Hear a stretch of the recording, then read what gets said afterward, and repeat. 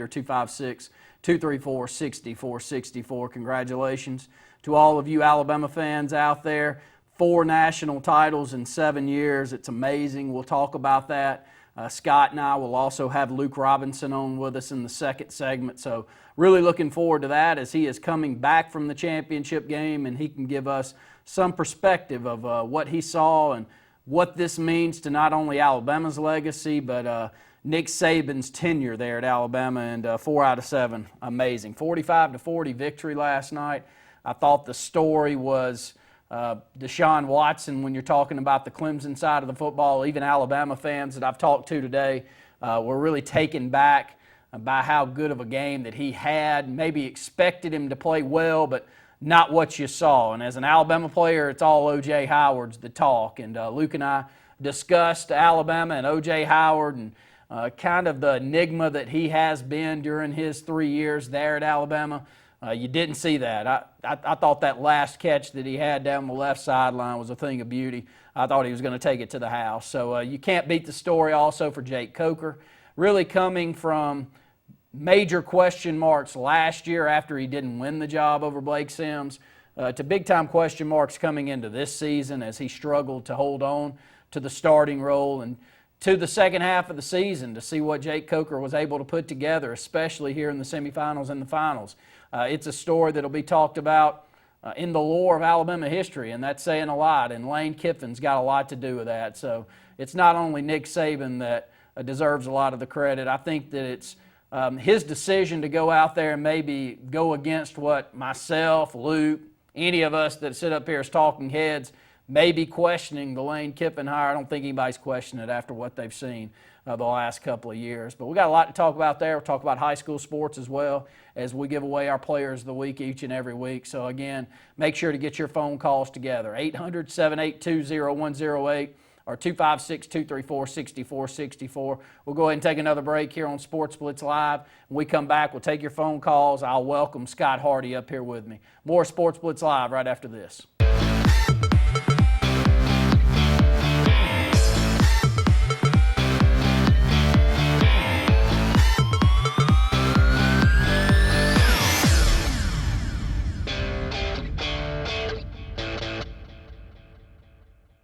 Advanced Heating and Air is East Central Alabama's certified train comfort specialist. That means the pros at Advanced make you the focus with superior service on all brands, 24-hour availability, and in most cases, same-day response. Advanced Heating and Air is exclusive with Train Heating and Air products that deliver the longest reliability and great energy efficiency with an amazing 0% 60-month financing package on all new Train products. The best service contacts in the region, and all pricing is upfront so you have no surprises. Advanced Heating and Air, where your comfort is our #1 concern.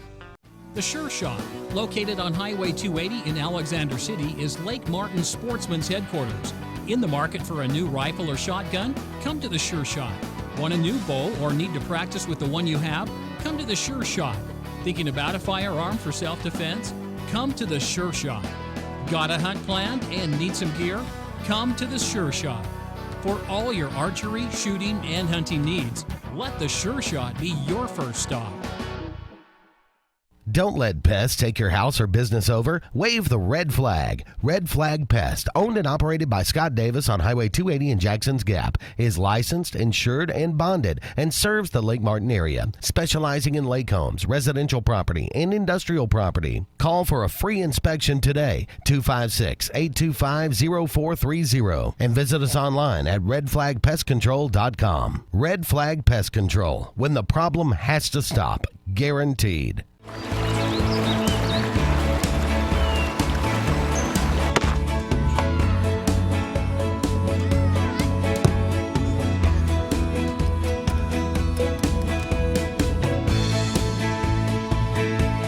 No matter where your day takes you, a water heater from Blossman means a reliable hot shower when you need it. Here's the deal. Standard tank propane water heaters for only $99. Free installation. What better way to start the new year than by saving a ton of money on a new set of tires at S&S Discount Tire Pros? S&S Discount Tire Pros offers great tire brands like Bridgestone and Firestone. All tires and service are backed by their nationwide warranty, including free roadside assistance with every purchase. Bring in the new year at S&S Discount Tire Pros, located in Alexander City and Dayville, or visit online at snsdiscounttirepros.com. With savings like that, you'll be ahead all year. Ready to put some fun in your life? Whether it's Central or East Alabama, North Alabama, West Georgia, or wherever you're from, Fun Carts of Opelika is your authorized easy-go cart dealer that has no limits on a perfect easy-go cart. Whether it's a fully customized cart or a stock-made cart, we'll deliver it on time and at the best price. Fun Carts gives you the service after the sale, so no matter if it's hunting, tailgating, motorhoming, fleet rental, or just a better way to get around, Fun Carts of Opelika has it and will customize it to your needs. Visit us in Opelika or call us or visit online for the best easy-go carts. Put a little fun in your life with Fun Carts of Opelika.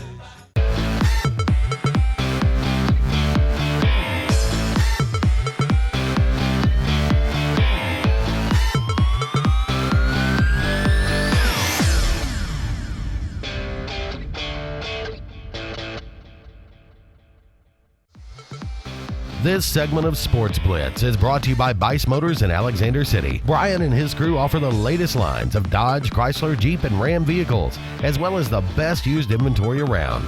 Guaranteed lowest price. Bice. Got about a 5-minute segment here as we'll welcome in Luke Robinson on the upcoming segment, and he'll be able to talk a lot more about the national championship win for Alabama last night. Welcome my good friend Scott Hardy up here. For those of you just tuning in, I don't know if we've said it yet, but Scott and I have been going back and forth for, I don't know, pretty much 2 straight days. Yeah. He's been a little bit somehow more positive about things and the direction of Auburn's football program than I have currently, so I guess I'll give you the floor and let everybody know what you're thinking. Well, I just feel like the sports world in general, and most in particular college football fans, are the most, I guess, in the moment type of people or type of fans. Everything's reactionary. You know, Alabama wins the national championship, and now Auburn's doom and gloom. But last year, Ohio State beats them. It's like, you know what, they can be beaten. 2 years ago, Auburn's in the national championship game, 13 seconds away from winning. So I'm not saying that I'm content with being 30-34 in the SEC or as a whole in the last 7 years, but I'm just or in the SEC play. But I am saying that if you look at this stretch in history for Auburn, 2 national championship appearances, 1 win, 2 SEC titles in a 6-year period is the best run you've ever had during your lifetime or my lifetime. So we went 50 years without making a national championship, and to go 2 times in 4 years indicates that Auburn is capable of being that successful. I think the disappointing part is, as an Auburn fan, is that we can't figure out a way to be as consistent as those teams like Ohio State and teams like Alabama. So I think the biggest thing is because Alabama is our rival, it gets even more spotlight put on them. But if you were comparing Auburn to another team, then you would say, all right, you know what, as a whole, Auburn has done about as well as you could do. The state of Alabama has played for 6 of the last state championships, 7 national championships, and Auburn was in 2 of those. So it's, you know, as a whole, there's no need to be doom and gloom. It's just disappointing, I think, when your arch rival is the team that's being the most successful. I'm going to hold up, and there's plenty that I'd like to discuss from those comments right there, but I do think we need to segue in here in the first part of the program with the national champion in Alabama. We'll have Luke Robinson on next. Scott, your thoughts of the game. I looked down at this stat line, and Jake Coker, what he did the last 2 games of this year are really exceptional. And the staff has a lot to do with it. The players that are around him have a lot to do with it. But he held his own with Deshaun Watson last night. Deshaun Watson he had one of the best championship games we've ever seen. But Jake Coker, when you look at the stat line, you go 16 to 25 for 335 and 2 touchdowns. He did what he needed to do to get the 45 points up there that brought home the title. Yeah, Brett Pritchard, he mentioned it during Sports Call. We were speaking during the game, and right at halftime, Brett was like, you know, watch Coker come out and, you know, have an Alabama game, and he did. But I think I'm going to give more credit to Lane Kiffin on this one than I think a lot of people are going to. As a whole, he's figured out the way to bring the talent out of his best players. And so I think his biggest thing is his ability to get his playmakers the ball. And in this game in particular, they found somebody who everybody I think has been wondering why he hasn't been as valuable or used as before, and that's O.J. Howard. Had 200 yards plus receiving, 2 touchdowns, and he hadn't had that type of career ever, or those type of yardages in a career. So it was just a weird game as a whole, but I thought Jacob Coker was coming into the season was a liability for Alabama, which is why I didn't think that they'd be as successful as they were. And I mean, you look at it after the Ole Miss game, you know, is the dynasty over? I mean, see, that's what I'm saying. Everything's so reactionary. You lose to Ole Miss and it's over for them. Then they run the table and beat four teams in the top 10 and go on to win the national championship. So it's all about perspective to me, but this national championship game to me was the best one since USC Texas. Plenty to talk about. We're going to go ahead and take another break here on Sportz Blitz Live. When we come back, we'll welcome in Luke Robinson, who'll have our Bama Blitz segment of the program tonight. We've got several big guests as well coming up. A lot of that is Bama talk as they do pick up their 4th in 7 years. National champion, I think a lot of the country are like us Auburn fans. They've seen all that they need to see, but for the Alabama fan, Alabama faithful out there, you got to be blown away with what you're seeing right now. And we'll talk to Luke about that on the other side. More Sportz Blitz Live right after this.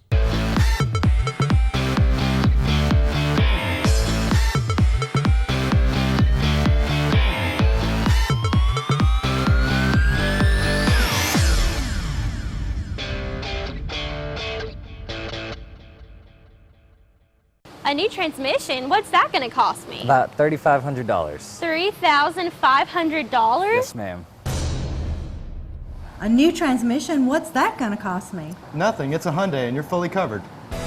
That's America's best warranty. Our neighbors build great Hyundais just down the road. With most brands, you're covered for 5 years or 60,000 miles. After that, major repairs are on you. Every Hyundai of Auburn vehicle is warranted for 10 years or 100,000 miles. Repairs are on us. Compare Hyundai of Auburn. In a world that's ever-changing, you have to be sure that your choices are the right choices. At Central Alabama Community College, you'll know you made the best choice. Whether choosing a technical degree program, taking courses to transfer to a 4-year college or university, or being a part of our national championship winning traditions, get a sharper focus on your life by choosing one of our 3 convenient locations: Alex City, Childersburg, and Talladega. Central Alabama Community College. Central to you. Central to your success. Don't you know there's no clean like Peaches and Clean? Wow, your carpets look fantastic. Yeah, thanks to Peaches and Clean. They look new again. They also clean my kitchen tile. Simply amazing. I'm calling Peaches and Clean today. Just call 502-5326. Oh yeah, they have an area rug cleaning facility too. Peaches and Clean is now expanded to the Alexander City Lake Martin Market. Give them a call at 334-502-5326. Call us up at Peaches and Clean. Man, these wings look good. Yeah, this spicy honey barbecue sauce is so good, it'll change your life. Sir, it looks like we're leading in the polls. You're running for president? Don't answer that. Life-changing? Maybe. Indescribably good? Definitely. The boneless wings meal with spicy honey barbecue sauce, served with crinkle fries and a small drink. Zaxby's. Indescribably good. What's the #1 pontoon in the world for look and performance? It's Manitou. With V-Tune technology that delivers more speed and dominates handling, all with the comfort, style, and luxury that tops the pontoon industry. Lakeside Marina on Lake Martin is the #1 Manitou pontoon dealer in the state of Alabama, with superior pricing and service after the sale. Get invoice pricing on remaining 14s and see the 15 models in stock. And Lakeside is your Kawasaki personal watercraft dealer with a huge selection. Make sure to see our new used super center up the road and find out why Lakeside Marina is #1 for a reason. For over 30 years, Tallapoosa Ford has been your family-owned auto dealer for hot trucks and SUVs. Now they're raising the bar even higher. The Ford F-150 has been the best-selling truck in America for the last 38 years. And the hot new 15s are hitting the scene, and Tallapoosa Ford and Ford trucks are #1 for a reason. America's best truck, combined with our award-winning service department for the region's best warranty work and great maintenance and service. Hello, this is Jeff with Tallapoosa Ford. Ford trucks have led America's truck sales. Come by today and get your best deal on America's best truck. We don't want all the business, just the opportunity to earn yours.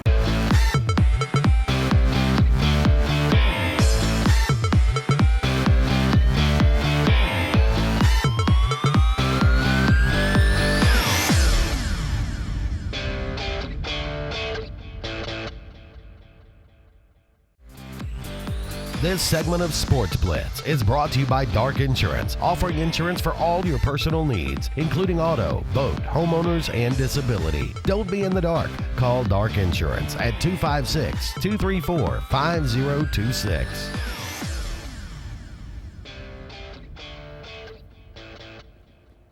Welcome back into Sportz Blitz Live, presented by JR Sports Bar and Grill and S&S Discount Tire. I'm Randy Lee.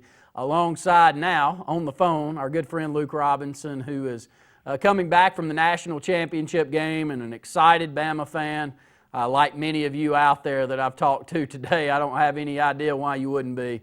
Luke, glad to have you on, buddy. Hey, happy to be here. Wish I could be there in person. I don't have it in me. Well, I don't think you do. Give everybody a little brief synopsis of your trip out there for the championship game. Well, I woke up at 4 o'clock yesterday morning to get ready and get on a plane.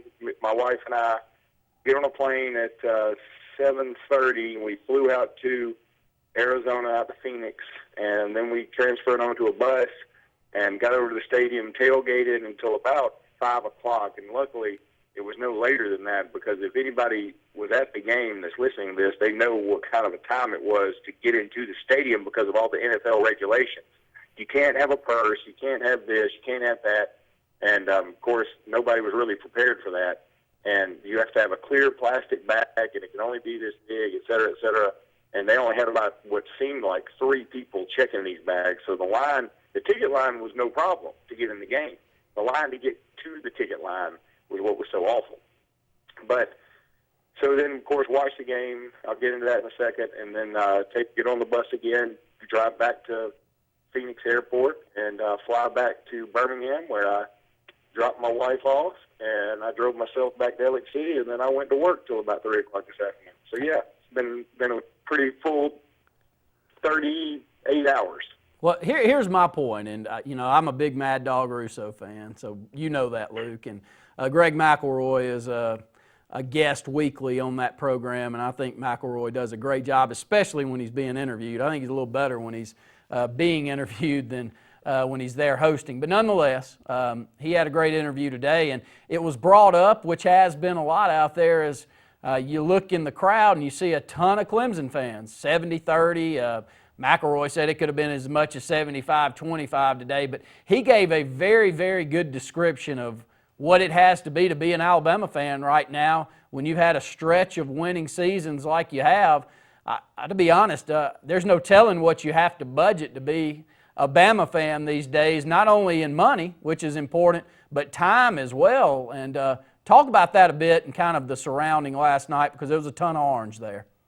No, there was. I mean, I have no problem saying it. I'm not embarrassed in the least bit to say they definitely outnumbered Alabama fans. I mean, I would say it was 70-30. I've heard other numbers like 60-40, but I think they're being more conservative. I really believe that Clemson showed out. Frankly, I was proud of them. I was glad to see it. I think it's good for college football.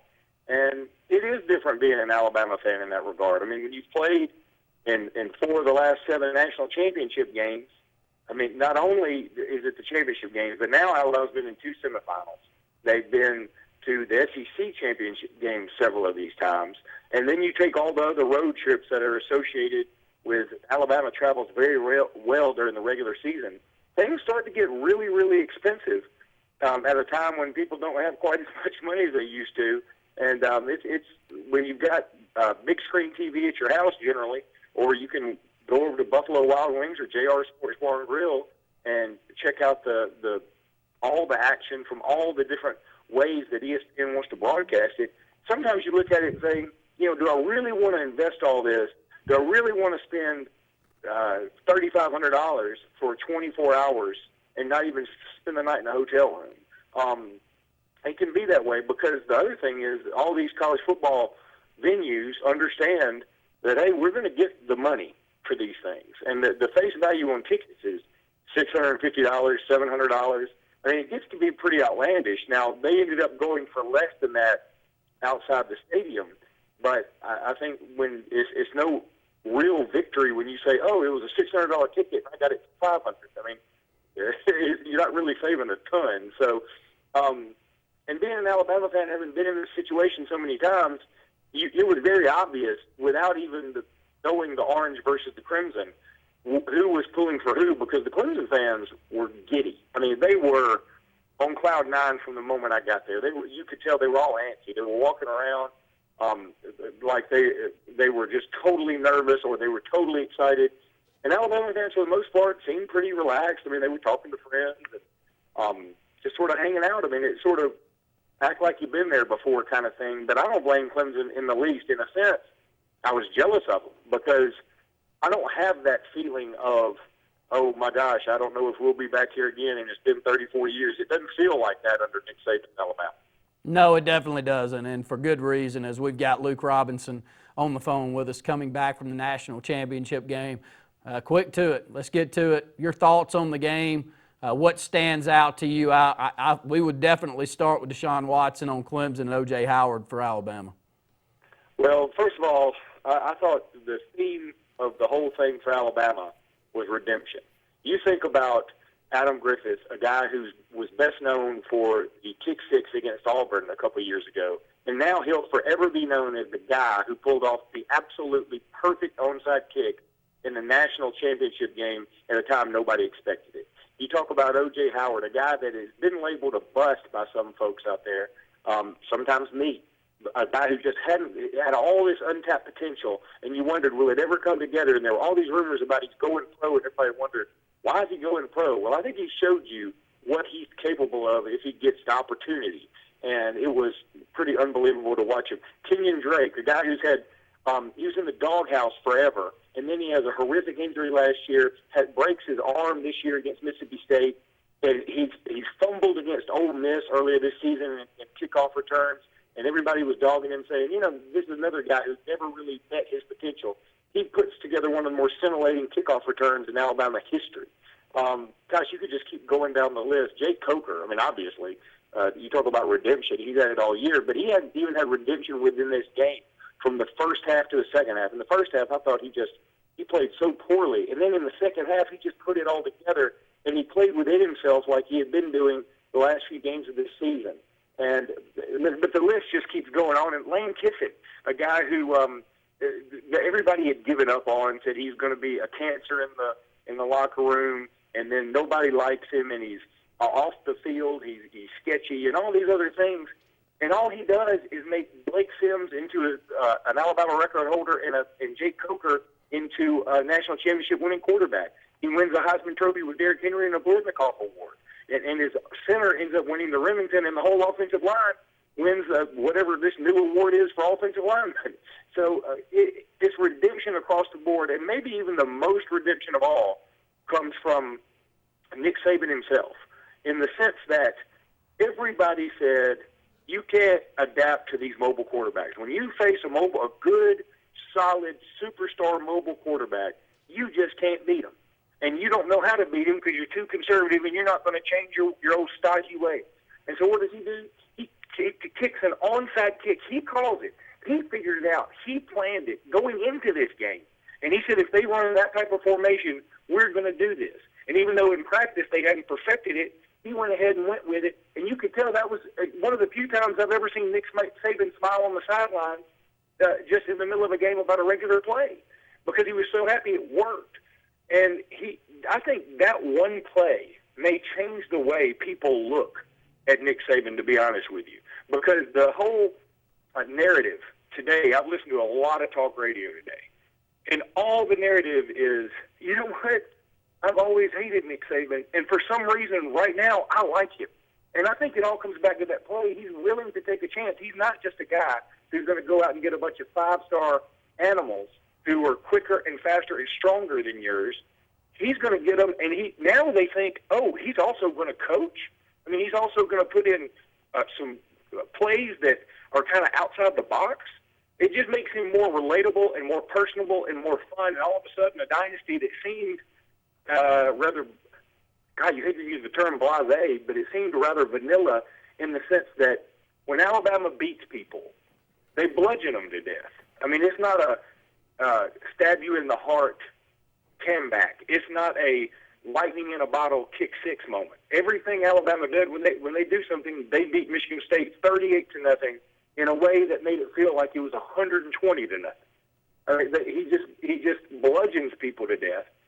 But now he was in an exciting moment against a quarterback that, frankly, I think you got to put him up there with Johnny Manziel and Cam Newton in terms of the most dynamic quarterbacks I've ever seen. And in fact, I could say Deshaun Watson may even be better than both of them in the sense that he's had to overcome the Clemsoning stigma.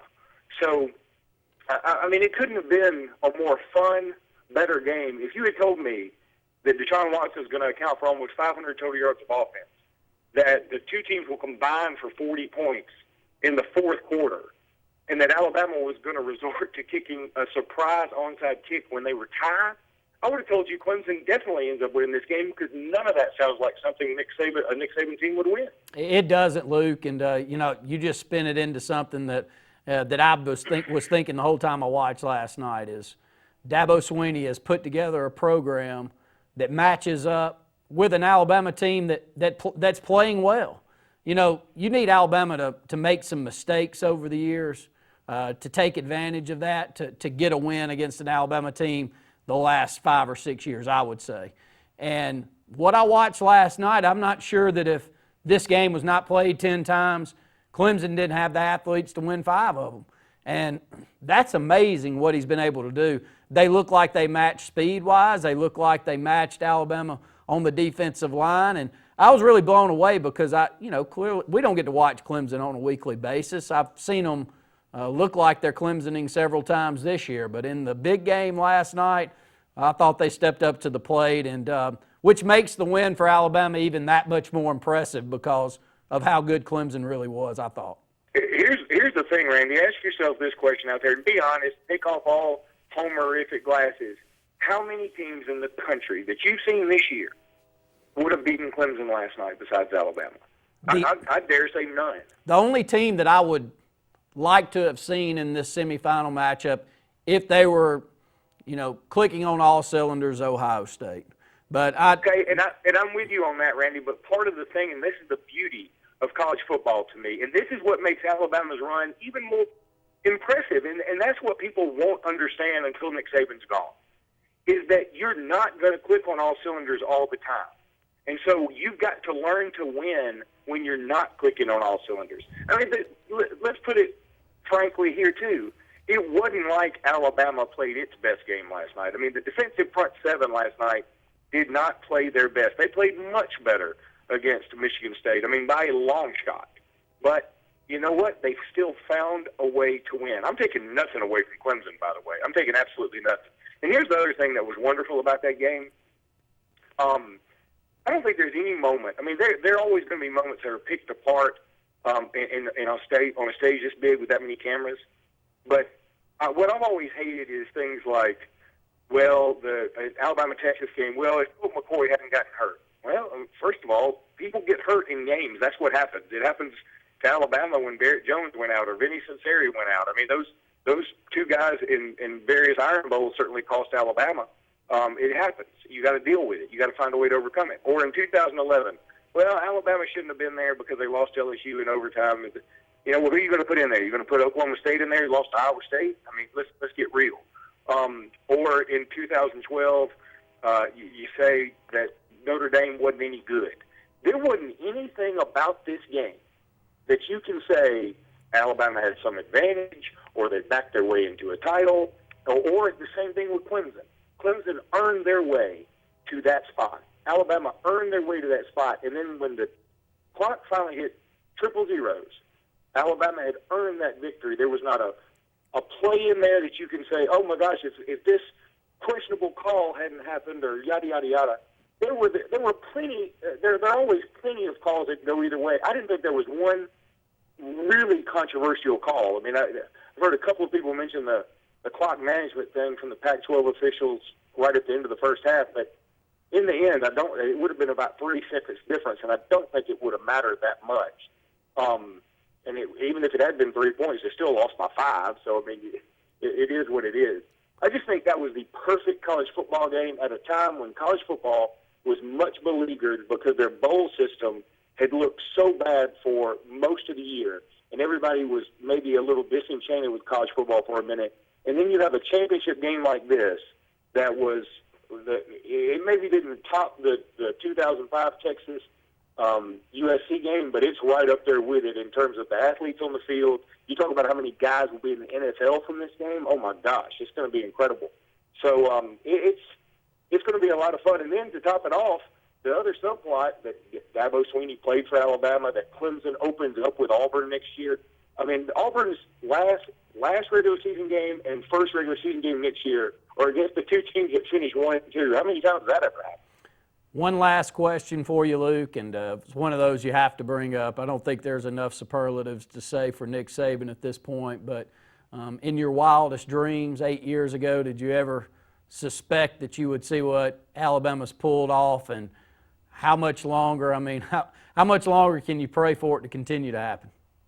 Well, first of all, no, I would not have ever imagined this. I mean, Randy, I could spend 4 segments telling you about all the things Nick Saban has done for Alabama on the football field and in terms of helping with enrollment and the Alabama brand, and it would blow your mind. I mean, you would say, I didn't realize football was that important. It has changed the way the university is to have Nick Saban at Alabama. He is maybe the most influential sports figure in the country in terms of helping one brand. Especially when you compare it to Calipari, who Alabama played this past weekend, and I started thinking, gosh, everybody loves to talk about Saban and Calipari as being the two alpha dogs in their respective sports. Calipari's only won 1 title, and you could make the argument that he's had a much bigger talent differential between everybody else in the country and himself, and he's only won 1 title. Nick Saban hadn't had that same type of differential, and he's in the hardest conference in the country, and he's won 4 national championships in 7 years. That's unbelievable. I couldn't have possibly imagined that. Now, how much longer do I think Saban will do it? I'm going to tell you, after this game, I feel like he's a little rejuvenated. I mean, he may retire tomorrow for all I know, but I feel like this team and the way they had to win and the way they rallied the troops after the Ole Miss game, and they didn't just rely on just bludgeoning people to death all the time, and the way that they had to be creative sometimes, especially in this championship game.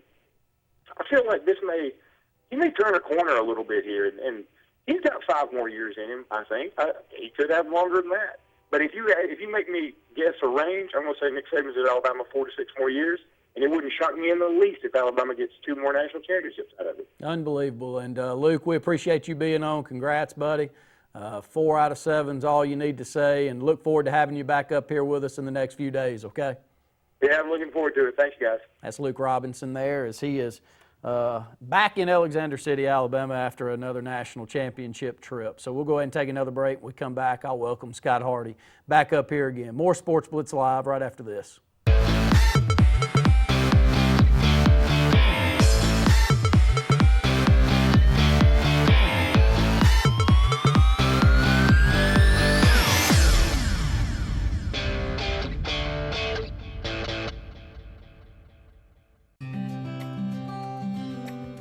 2015 is a new year, and the rules for FHA loans have changed.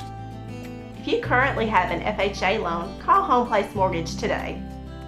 Right now, we can refinance your current FHA mortgage without an appraisal. Your interest rate will reduce, and so will your monthly mortgage insurance. Call us today to start saving in 2015.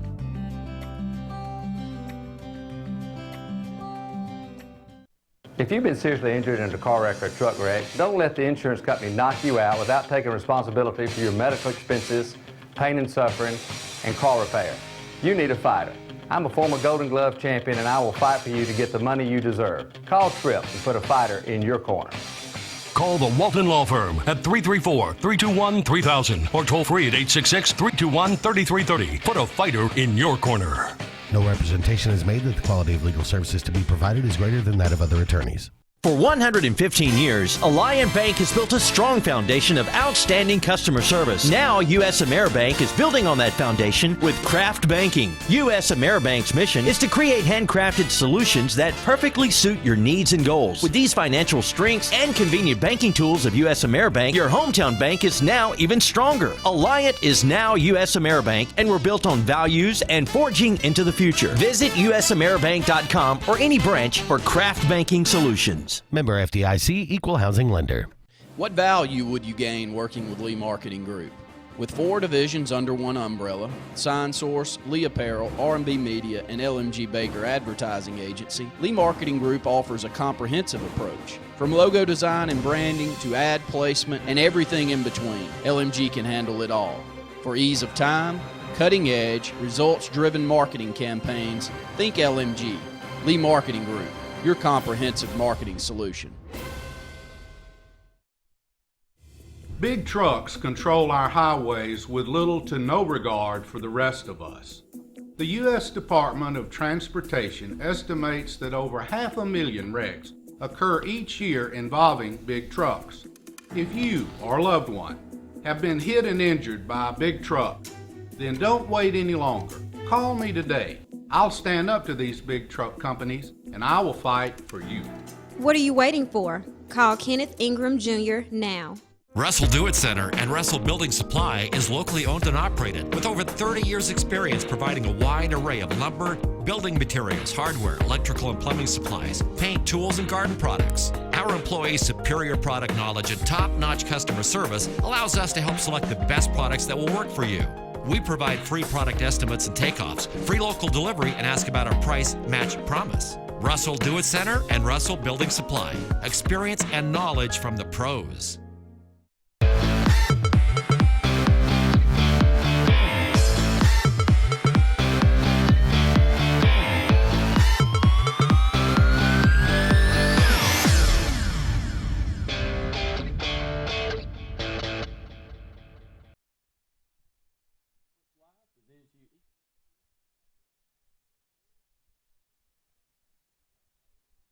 Welcome in a very special guest, Travis Ryer of Bama Online. So thank you, Travis, for joining us. Hey, Scott. Thanks for having me. Yeah, so obviously I think there was a game last night. So first off, I want to get your thoughts on the performance of Alabama and the game as a whole last night. Yeah, it was one for the ages. It was the kind of national championship game that you'd like to see the sport have on an annual basis. You know, the rest of the country couldn't say they weren't entertained Monday night. Plenty of points, plenty of action, and just a crazy fourth quarter and finish to that game. So all things considered, just again, one that'll probably go down as a classic, and it had everything you want. Individual performances, certainly, when you look at what Deshaun Watson was able to do throwing the football especially, and also with his legs. And then, you know, Alabama getting a huge fourth quarter from Jacob Coker and O.J. Howard, 177 passing yards for Alabama in the fourth quarter. I don't know many people, myself included, who expected that to happen. Absolutely. Well, Travis, we'll transition a little bit on the Clemson side. Has Dabo and Clemson, do you think they've done enough to put themselves in position to be a legitimate contender for the foreseeable future? I don't think there's any doubt, Scott. You look at their roster, and they're a pretty young team. They get Watson back, and that's obviously huge. Wayne Gallman will be back. They're fairly young up front defensively. They're probably going to lose both those defensive ends in Lawson and Dodd, but they recruited extremely well up front on the defensive side and really across the board. And when you look at Clemson right now, they're recruiting at an upper echelon SEC level. They're not recruiting at your typical ACC level. They're recruiting in a way that's going to allow them, I think, to really be the favorite in that league on an annual basis for the foreseeable future. And if they navigate that conference, they're going to have a great shot every year of being in that top four and getting into the playoffs. We're here with Travis Ryer of BamaOnline.com, and we're very pleased to have him on the show. And speaking of recruiting, Alabama is always, anytime you're this successful, more than likely you're having guys that are coming out early. So who are some guys that you think that are coming out, and some people on the recruiting side that could be potential replacements for them? Yeah, I think right now you really got to look at that front seven. Kind of going into things, into the playoffs, you figured Deshaun Robinson certainly coming out. You would think Jaron Reed is a senior. So those two bell cows on that Alabama defensive line you're looking at losing. They do have depth, but what does Jonathan Allen do? Will he come out? After the postseason that Tim Williams had as a pass rusher, does he give it strong consideration now? You lose Reggie Ragland at inside linebacker. Reuben Foster had a great game, I thought, Monday night for the most part, and so you expect him to come back, but there's a lot of decisions that are going to be made in the next 24 to 36 hours probably that are going to go a long way in shaping that Alabama defense for 2016, and that's why when I talk about those linebackers especially, Ben Davis, a kid from Gordo, obviously highly regarded. Matt Wilson, I guess, from Montgomery, a lot of people love him. They're going to have to hit some home runs in that front seven in this class.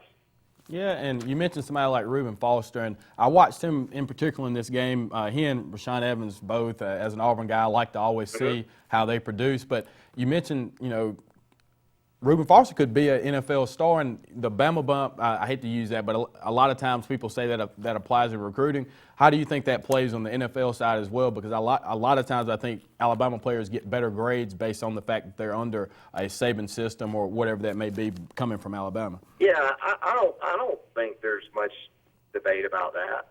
I think it starts with the systems that Alabama runs, both offensively and defensively, and then the day-to-day operation that they're under in that program with Nick Saban as the head coach. There's a sense of security, I think, for NFL teams, knowing that they're coming from that type of organization, I guess you could call it, and it gives them a little bit of a comfort level when they deal with Alabama players. And sure, I think in a lot of cases we've seen it benefit the player that they were coming out of that particular program, and it showed up on draft day.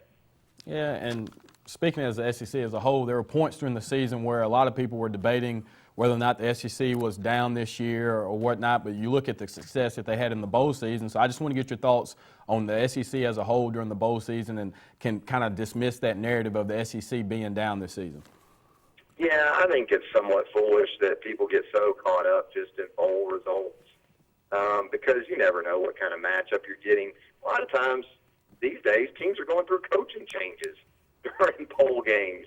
It's not 20, 30 years ago where making a bowl game ensured your head coach is going to be around. Look at the games the last few years where you've had interim coaches in these games, and so it's kind of hard to use it as a measuring stick. But it's hard to argue with what the SEC did this postseason. 9-2, I guess, and after last night, and really dominant in a lot of those games. It wasn't like a number of those games were nip and tuck. Alabama and the SEC really flexed its muscle. Obviously, Clemson, validated its place as a top 2 or 3 team last night. I thought they were outstanding. Yeah, well, before we let you go, I may catch some flack for asking this question, but I think it's becoming more and more legitimate, especially after last night's win. Does this win put Saban above Bear in the lure of college football, not just Alabama, but in the lure of college football as a whole? Yeah, it's a tough question, but it's reasonable that it's being asked, I think, at this point, with this 5th national championship, 4 in the last 7 years. I will say it's the best run over a 10 to 12 year period that I think you'll ever see, and that includes whatever all the great things that Bryant did on a couple of different stretches that he had. But in terms of a run that is now adding some real length to it, it's going to be hard not to put him up there. I still contend, I think a lot of people do, it wasn't all about just coaching with Bryant. He achieved a level of icon that I don't know if 2 or 3 more national championships by Saban would allow him to reach. In terms of just coaching, hard to argue against Saban right now, but in terms of just impact on the iconic level, there was only one Bear.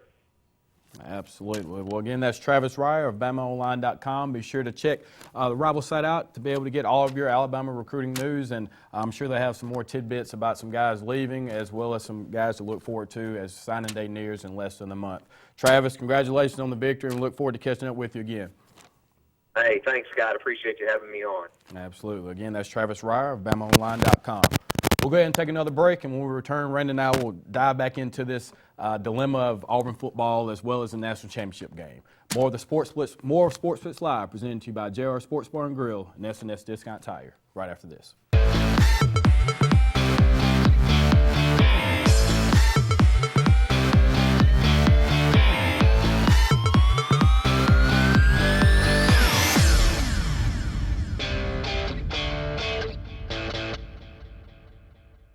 In a world that's ever-changing, you have to be sure that your choices are the right choices. At Central Alabama Community College, you'll know you made the best choice. Whether choosing a technical degree program, taking courses to transfer to a four-year college or university, or being a part of our national championship winning traditions, get a sharper focus on your life by choosing one of our 3 convenient locations: Alex City, Childersburg, and Talladega. Central Alabama Community College. Central to you. Central to your success. So, you may not know it, but you've seen our work everywhere. For a combined 50 years, SignSource has been Central Alabama's premier option for all your sign needs. Custom signs for your business, club, or organization. Wraps and decals for your vehicle or boat. Full-color banners for your big sale, or a photo collage on canvas for grandma. All with fast, friendly, prompt service. Check out our website at signsourcenow.com. 888-533-6758. Go straight to the source. SignSource.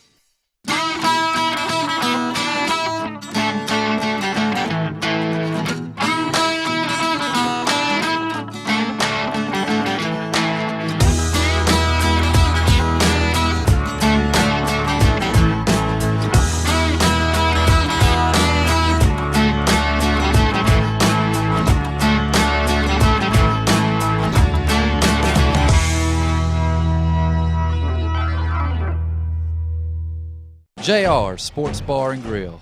Mondays, all you can eat fingers, $13.25. Tuesdays and Wednesdays, all you can eat wings, $12.25.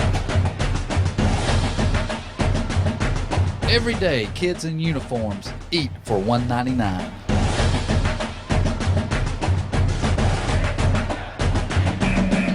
Alabama Street in Alexander City and Highway 280 in Sylacauga. At Bone and Joint Specialists, there is no better feeling than to know that we have helped make someone's life better. Orthopedic surgeons Dr. Paul Goldhagen and Dr. Martha George treat all injuries and conditions related to your bones, joints, and muscles for both adults and pediatric patients while specializing in arthritis and sports medicine. 256-329-9133 or visit us online at bonesandjoints.com. Alexander City, Wetumpka, Sylacauga, and Dadeville. Bone and Joint Specialists, getting you back into the game of life. What value would you gain working with Lee Marketing Group? With 4 divisions under one umbrella, SignSource, Lee Apparel, R&B Media, and LMG Baker Advertising Agency, Lee Marketing Group offers a comprehensive approach. From logo design and branding to ad placement and everything in between, LMG can handle it all. For ease of time, cutting-edge, results-driven marketing campaigns, think LMG. Lee Marketing Group, your comprehensive marketing solution.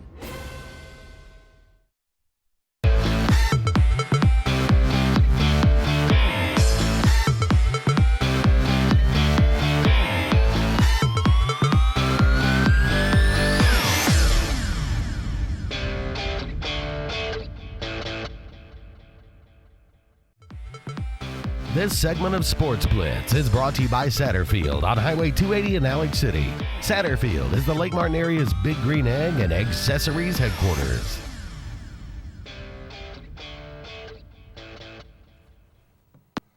Welcome back into Sportz Blitz Live, presented by JR Sports Bar and Grill and S&S Discount Tire. A lot of phone calls coming through, so hopefully we'll be able to catch up with all of you out there. Let's quickly go back to the phone lines. James, you're on Sportz Blitz. Hey, how y'all doing? Glad to have you on, James. Good. Listen, guys, Clemson is an Auburn. If Auburn, today when I was talking to the guys on Sports Call, It's about scheme. It's about systems. Well, actually, it's about play calling and scheme. And Clemson has learned, and that's one thing that got impressed about Dabo. Remember when Dabo took over the job, Dabo had to learn. And Dabo brought in Chad Morris, and they ran the same offense just right. And I keep saying this. When they run the same offense just right, but when Chad Morris left, Dabo went and got him 2 rookie offensive coordinators. They done added, trust me, they done added to the offense. And they got a little hurry up, they got spread, they got a mobile quarterback doing different stuff. They attacking, they not playing conservative. And on defense, they do not let their linemen just stay in one place. Our defensive linemen hand fight the whole game with one offensive lineman because we got them standing there. That's what gives Alabama a problem. You slanting, you attacking, you shooting gaps. Big number 56 for Alabama and Jackson cannot handle that. But if you hand fight with them, then they can beat you. So if you don't change your scheme, that's why Lance Thompson did so well in the Birmingham Bowl. He didn't sit up there and just let them fight like big bears or something. he made some great calls. So if Gus don't, he gotta, to me, in my opinion, if he don't get an offensive coordinator, bring somebody in there and just give him full reign, free reign. Even Lachey, I believe if he give Lachey free reign, he would go because Gus done got conservative to me.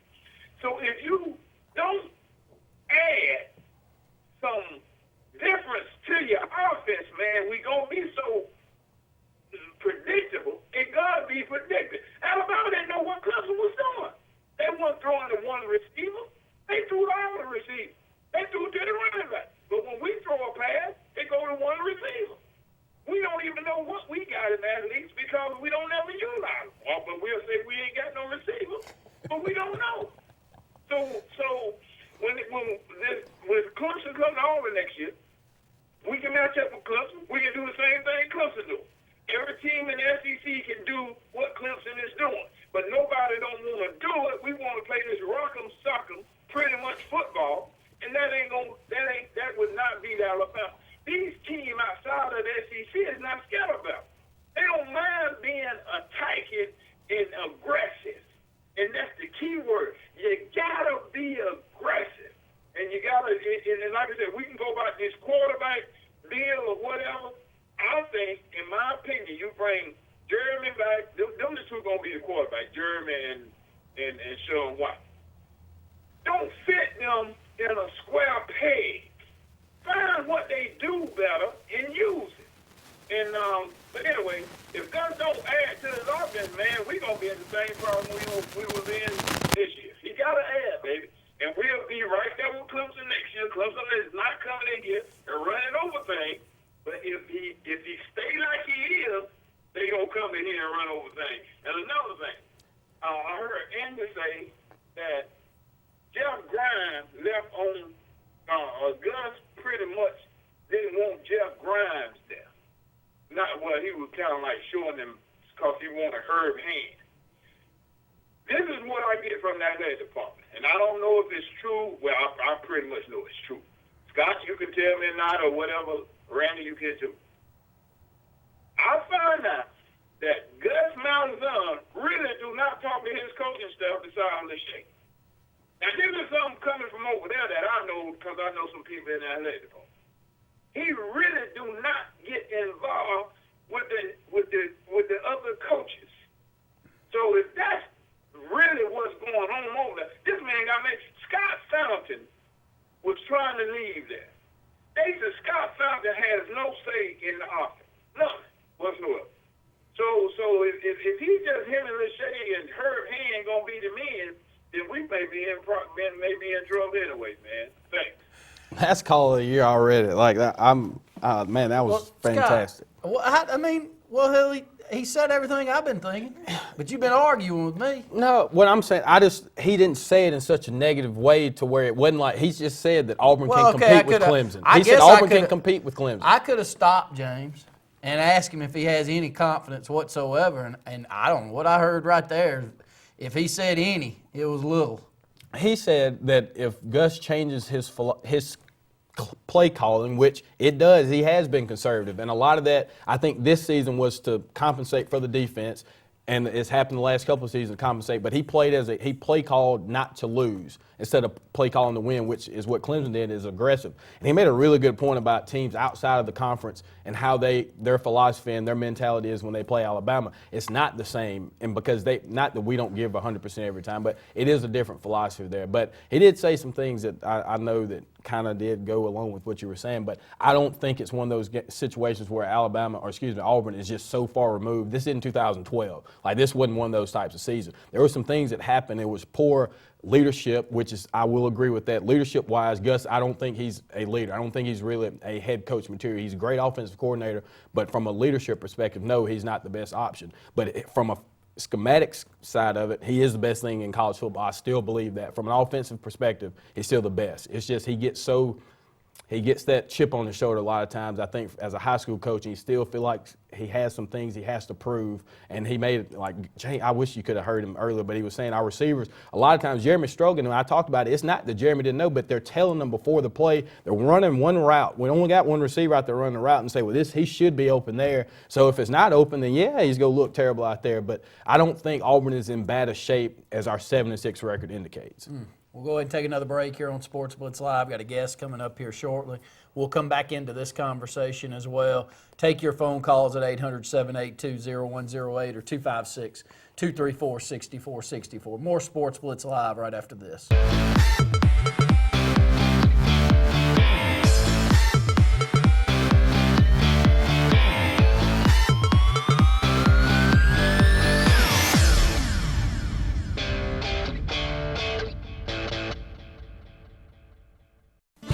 If you haven't been to Big B Barbecue in Alex City, then you're missing the best barbecue around. Big B has everything from the best pulled or chopped pork, chicken, and beef to cheeseburgers and grilled chicken salads. Bring your friends and family out for a great dinner and sit outside on our beautiful patio, or sit inside and enjoy your meal by the fireplace. So come in and join us and enjoy the best barbecue in the area only at Big B Barbecue, located on Highway 22 West in Alex City. What value would you gain working with Lee Marketing Group? With 4 divisions under one umbrella, Sign Source, Lee Apparel, R&B Media, and LMG Baker Advertising Agency, Lee Marketing Group offers a comprehensive approach. From logo design and branding to ad placement and everything in between, LMG can handle it all. For ease of time, cutting-edge, results-driven marketing campaigns, think LMG. Lee Marketing Group, your comprehensive marketing solution. What better way to start the new year than by saving a ton of money on a new set of tires at S&S Discount Tire Pros. S&S Discount Tire Pros offers great tire brands like Bridgestone and Firestone. All tires and service are backed by their nationwide warranty, including free roadside assistance with every purchase. Bring in the new year at S&S Discount Tire Pros, located in Alexander City and Davil, or visit online at snsdiscounttirepros.com. With savings like that, you'll be ahead all year. At Brown Nursing Home, you'll find quality care and comfortable living. We take great pride in our rehabilitation services, including short-term rehabilitation. We offer speech, occupational, and physical therapy, as well as skilled nursing care. Brown is located on Washington Street in Alexander City. For more information, contact Cecily Lee, the administrator, at 256-329-9061. Hello, I'm State Farm Agent Karen Chanel. I specialize in helping families and individuals like yourself in the Alexander City and Lake Martin communities. With over 20 years experience with State Farm and a dynamic team of licensed professionals, I am committed to helping you manage the risk of everyday life. And we not only consider it an honor, but a privilege to assist you in meeting your insurance and financial services needs. I sincerely look forward to hearing from you. Thank you.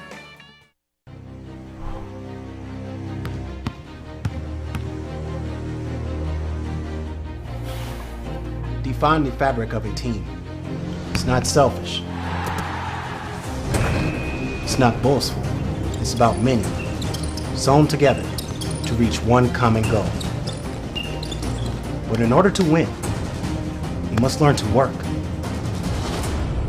together.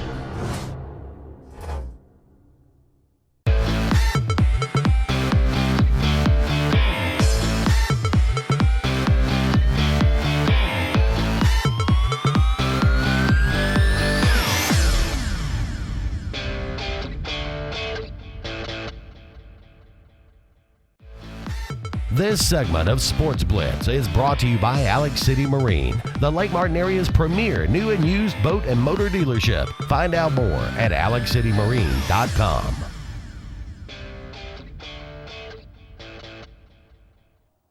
Welcome back to Sports Blitz Live, presented to you by JR Sports Bar and Grill and S&S Discount Tire. I'm Scott Hardy, and I am very, very excited about our next guest. We'll have the opportunity to interview Elizabeth Sturdivant, 3yardsinthecloud.com. So, Elizabeth, thanks for joining us.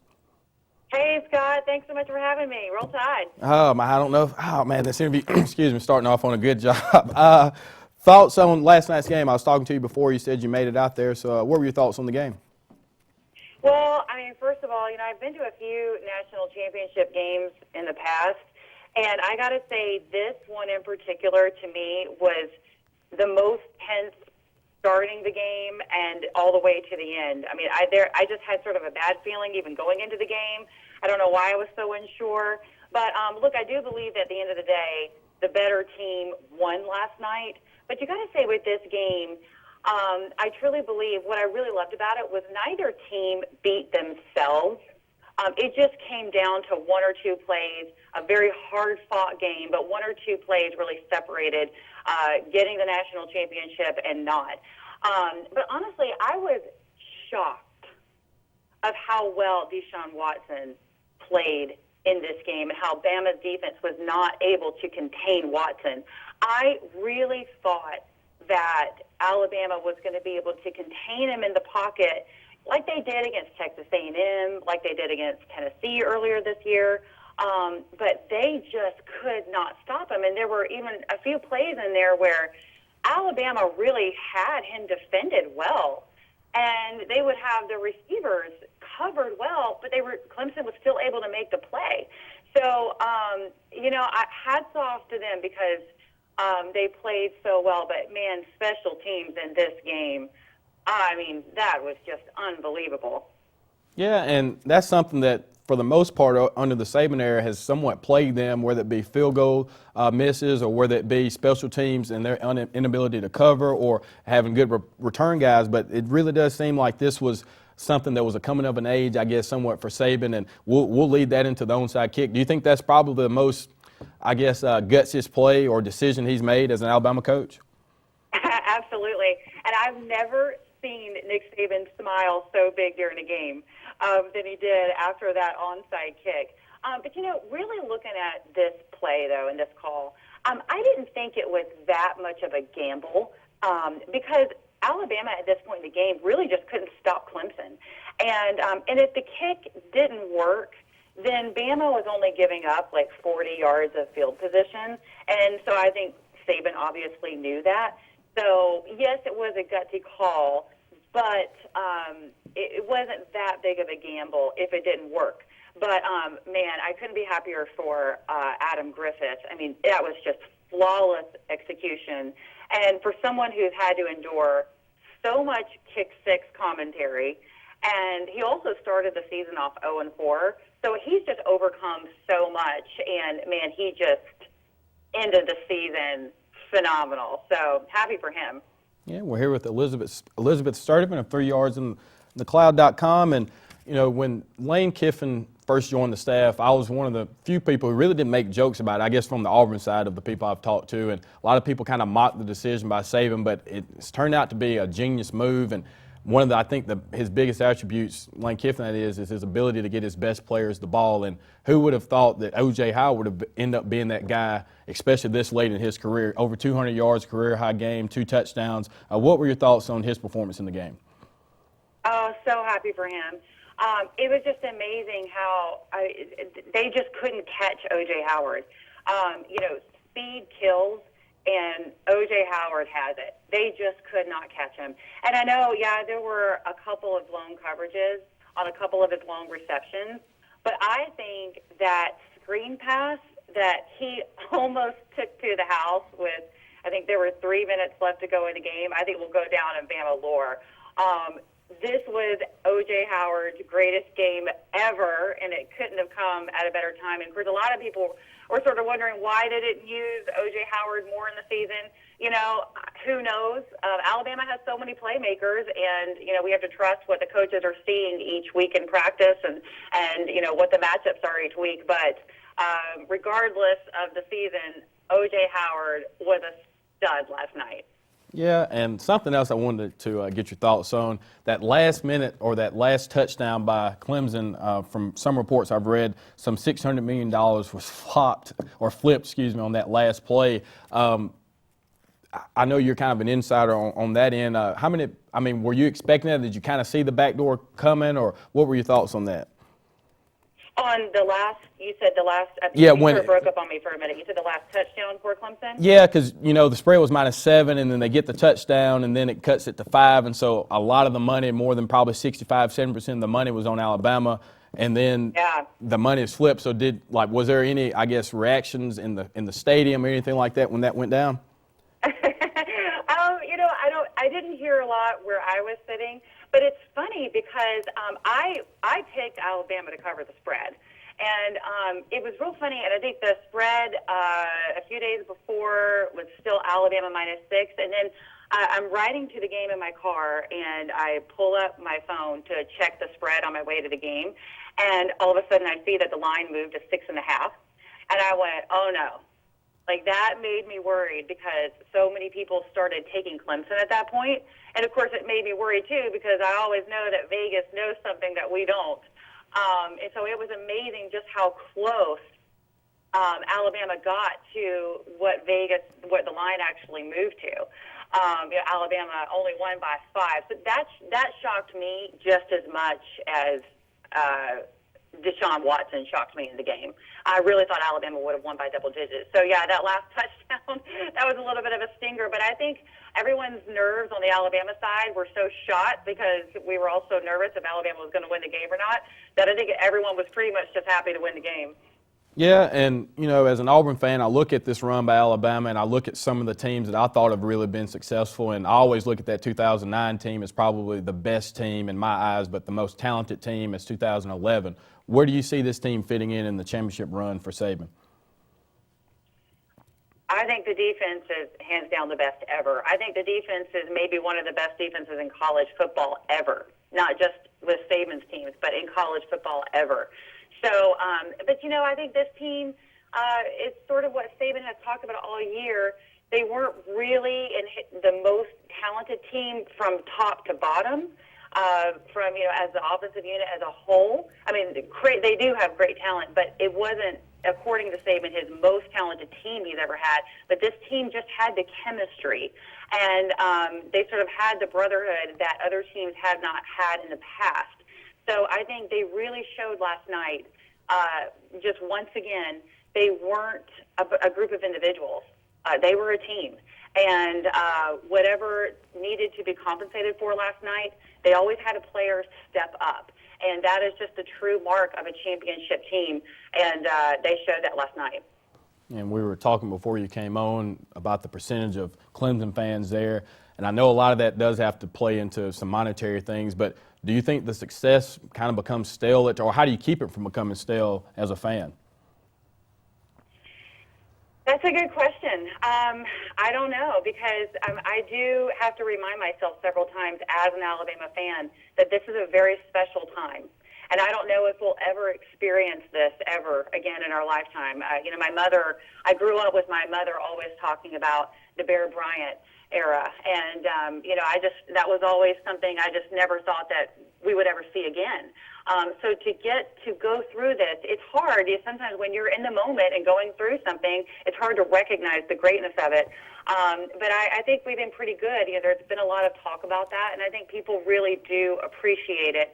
And look, I've gone to the games this year. I was there last night. look, Alabama fans were into it. They were there cheering, and they were loud, and so I think the passion is not lost at all. I got you. Well, before we let you go, as you said, you're from 3yardsinthecloud.com. Anything new or anything you're featuring that we can help promote for you? Oh, you're so nice. Well, right now, the next couple of weeks, I'm going to sort of chill out a little bit and take a little bit of a break. But I'm actually, this year, I'm going to expand it to not just have my money in your pocket picks each week. I'm going to have a different type of college football show to go along with that. I'm also going to be writing more, so there'll be more articles coming out, and I'm going to bring on some additional writers as well. So the best thing to do is to follow me on Twitter, which is at 3YITC for 3 Yards in the Cloud. You can follow me there for all the latest updates. Absolutely. Well, again, Elizabeth, congratulations on the victory, and we look forward to catching up with you again sometime. Hey, thanks so much for having me on. I appreciate it. Thank you.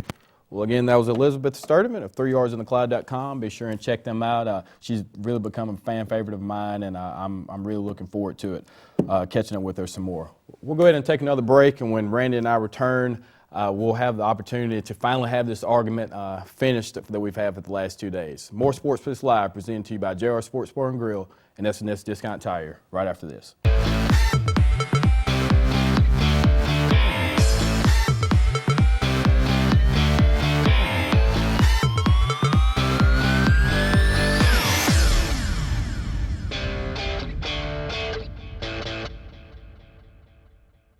Hi, I'm Sydney LaRue, a member of the U.S. Women's National Soccer Team. I'm excited to partner with Nesquik to spread the word about the proper nutrition after a workout or game. Research suggests that low-fat chocolate milk, like Nesquik, contains the ideal mix of carbohydrates to protein that can help refuel and restore exhausted muscles. That's why I refuel my body with Nesquik after tough games and practices. Refuel with Nesquik. Refuel with Nesquik, a proud supporter of Alabama high school athletics.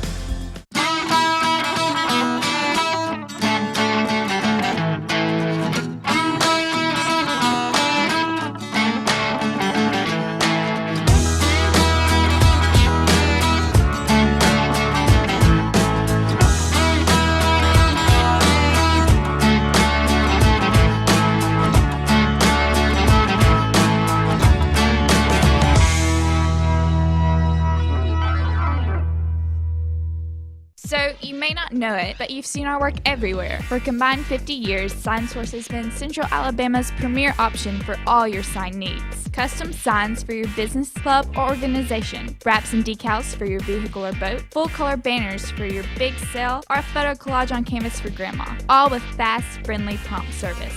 Check out our website at signsourcenow.com. 888-533-6758. Go straight to the source. SignSource.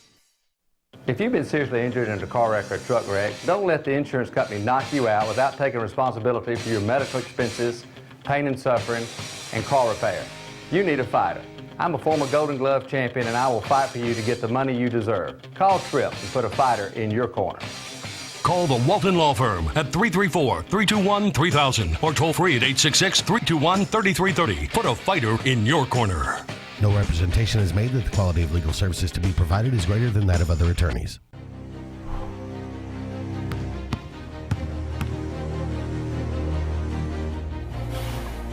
Define the fabric of a team. It's not selfish. It's not boastful. It's about many, sewn together to reach one common goal. But in order to win, you must learn to work together. It's the year-end blockbuster sales event at Vice Motors in Alex City. You know, we're celebrating 50 years in business. I got socks older than that. Save big as we close out our 50th year in business. Save over $10,500 on select 2015 Ram 1500 Crew Cab. I tell you again, buy that box. 2016 Jeep Cherokee, equipped, not stripped. $21,735. We guarantee the lowest price, so we'll pay the difference in price twice. BuyChryslerDodge.com.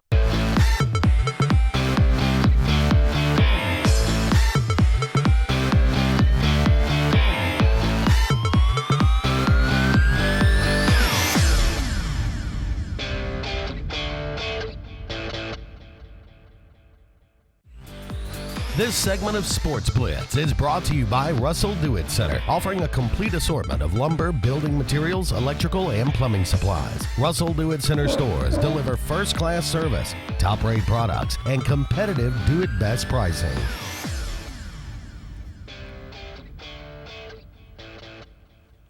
If Scott stands up and starts clapping midway through this segment, don't say anything, because he has officially got the State of the Union address going on behind the We're helmet just, back millennials are multitaskers. That's what we do. Scotty, one thing that separates our program from many others is our association with high school sports. We love it. You and I both do, along with the rest of our crew. And each and every week we give away Players of the Week. We couldn't do this without our great sponsors out there that sponsor not only plaques that we give away to these kids, but I want to thank Michael Forehand, Justin Mosley for all they do to put these together each and every week. And the HSA Radio Network, our big corporate partner on that end, is Russell Do-It and Building Supply Stores. Thank them so much for being a part of our programs that we provide throughout the state of Alabama with championship game and all-star game events. I'll start there with the HSA Radio Network Player of the Week. And this week, our Player of the Week's from Pelham High School, Alex Reese. He scored a career-high 47 points to go with 12 rebounds and 4 block shots in a 75-60 victory over John Carroll. So congratulations to Alex Reese from Pelham High School. We'll move over to the Alabama National Guard Lake Martin Area Player of the Week, and that's C.J. Bell of Reeltown. Bell had 26 points, including 5 three-pointers in the 58-41 area win over Horseshoe Bend. The AISA Player of the Week is brought to you by Lyman Ward Military Academy. It was founded in 1898 in Camp Hill, Alabama, a tremendous school. I've really enjoyed being around that school quite a bit over the last year. They bring you, again, the AISA Player of the Week. This one's from Jefferson Christian Academy. It's Philip Lester. Lester had 31 points as he led JCA to a 64-61 win over Cornerstone Academy. So congratulations to Philip Lester of Jefferson Christian Academy. We'll move over to the Kenneth Ingram Jr. Personal Injury Attorney Montgomery Area Player of the Week, and that's Bianca Jackson from Brubaker Tech High School. She scored 28 points, also amassed 10 rebounds, 4 assists, and 2 steals in the 66-44 win over Greenville. This week's Lee County Player of the Week is brought to you by the Alabama National Guard. Thank them for being our sponsor on many of these. NationalGuard.com/AL. Heath Huff from Lee Scott Academy scored 20 points, controlled the paint. Defensively, as Lee Scott defeated Tuscaloosa Academy, and that's number 1 Tuscaloosa Academy, 57-47. So congratulations to Heath Huff from Lee Scott Academy. Absolutely. Moving over one more, Alabama National Guard Russell County Player of the Week is Morgan Grant from Glenwood School. She had 9 points and 12 rebounds in Friday's 48-26 win over Kingwood, and followed that performance up with 22 points in Glenwood's 68-38 win over Oak Mountain on Monday. Auburn has tipped, taking on Vandy now, 2 mediocre teams at best in the SEC. I don't think Auburn's gone over to Vandy and won a game there since 2000. Not shocking when you look at They've won Auburn. like 10 straight, I think, is what it is. Yeah. Not shocking. Auburn 7-7, 1-2 in conference. Vandy 8-7, 0-3 in the conference. Are you a little bit? I wouldn't say frustrated. In year 2, I'm not frustrated because I don't expect anything. But your thoughts right now in year 2 of Bruce Pearl's tenure? I think that there was so much hype coming off the SEC tournament run that we had that a lot of people thought that was going to translate into this season. But, I mean, you still have to pump your brakes. You lost your 2 leading scorers from last year's team. One led the conference, and the other was the leading scorer in the country the year before. So it was going to take a little bit to get those players back. But I think they're well coached. He's continually going to recruit well. But I think they've been bitten by the injury bug. And then Porford not being able to play is, I think, a major issue as well. He's the best basketball player we have, and he's not getting the opportunity to play. But they're kind of on track still. They're a game over 500, 7-6, 8-7, something to that extent. But I think that Auburn is still in year 2 of about a 4-year plan. I do think next year will be a difference. I think when you get Wiley in there to go along, Purefoy getting on the court, and Kareem Canny right now is last year's KT Harrell. Mm-hmm. If Canny can go off for 25 or 30, Auburn's got a chance. If somebody else kind of steps up and plays fairly well to go along with him. But if he doesn't, it is going to be a tough night. So far for Auburn this year, he's been hot just about all of them. Hasn't gotten to the 30-point mark but a few times, but Kareem Canny is a special player there for Auburn, and they're needing it right now. So 7-7, 1-2 as they're taking on Vandy on the road. I think Wednesday night Alabama will take on South Carolina, and it's an undefeated South Carolina team that when I watch them play Auburn, they're physical. They've got 5 players averaging in double figures, Scott. They're well coached. They're disciplined. They were an impressive group. They weren't they're not going to get somebody 25, 30 points every night.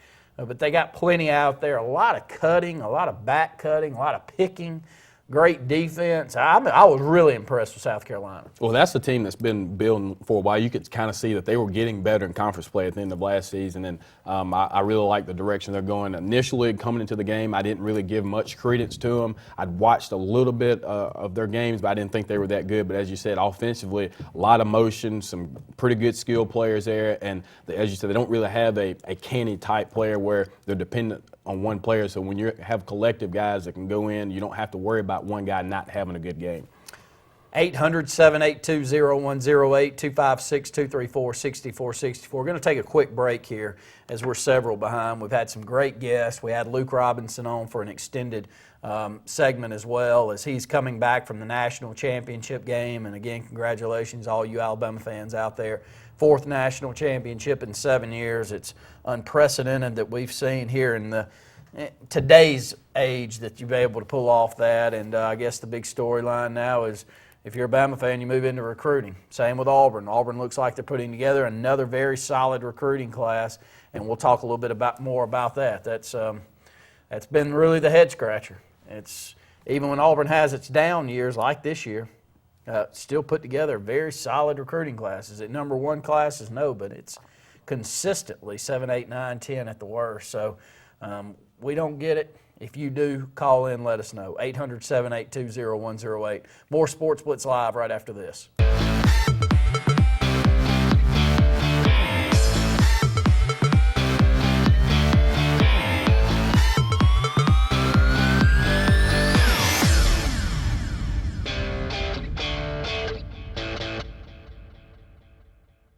Mike Bradbury has served our community needs with the best durable medical equipment and respiratory care. Now Mike has expanded his medical equipment services to form Southern Patient Care. Southern Patient Care is still home-owned and ready to serve all your medical needs. And our commitment is to provide skilled, qualified, and professional consultation and set up with 24-hour service and all medical claims handled. Visit Mike at the all-new Southern Patient Care, the new name in the most dependable products and service, located on Airport Road in Alexander City.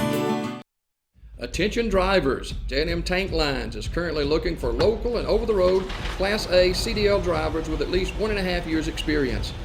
Our over-the-road drivers are home at least twice a week and can make $1,250 or more each week. You don't need a hazmat or tank endorsement. We also offer health insurance as low as $9 per week and many other great benefits. So come join the winning team. J&M Tank Lines. Call Jeff Sandlin today at 256-245-3933. At C&T Electric, our clients are our priority. For the safety and security of your family and home, our technicians are professionally trained, drug tested, background checked, and wear uniforms with name tags. We're proud to have served the Elk City, Dadeville, and Lake Martin areas for the past 10 years. Give us a call at 256-234-0007 for all your electrical service and repair needs, or visit us on the web at www.cntelectricllc.com and spell out the word "and." What better way to start the new year than by saving a ton of money on a new set of tires at S&S Discount Tire Pros? S&S Discount Tire Pros offers great tire brands like Bridgestone and Firestone. All tires and service are backed by their nationwide warranty, including free roadside assistance with every purchase. Bring in the new year at S&S Discount Tire Pros, located in Alexander City and Dadeville, or visit online at snsdiscounttirepros.com. With savings like that, you'll be ahead all year. Hi. We're looking for insurance. Oh, let's see who's free. When insurance agents work for only one company, their options are simply limited. But a trusted choice independent agent is free to shop many companies for a better deal. Free to do what's right for you.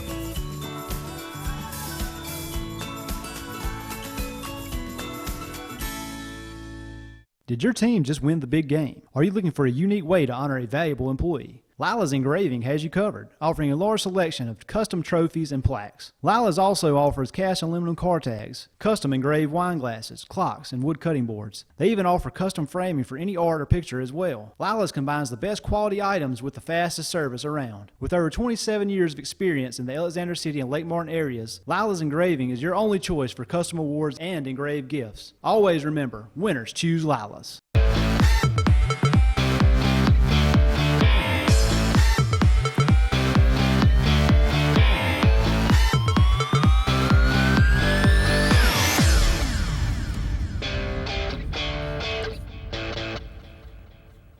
Scott Terrell Owens from Alexander City, Alabama, played his high school football here at Benjamin Russell High School, makes it as one of the finalists for the NFL Hall of Fame.